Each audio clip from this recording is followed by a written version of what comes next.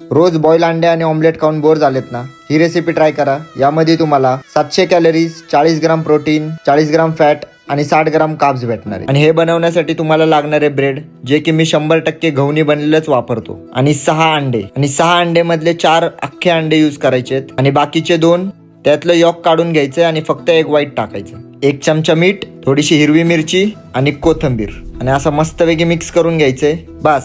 आणि एक तवा घ्यायचाय आणि त्याच्यावरती तेल नाही टाकायचंय, तूप टाकायचंय. आणि आपण जे ब्रेड घेतलंय त्याला असं अंड्यामध्ये मिक्स करून घ्यायचं.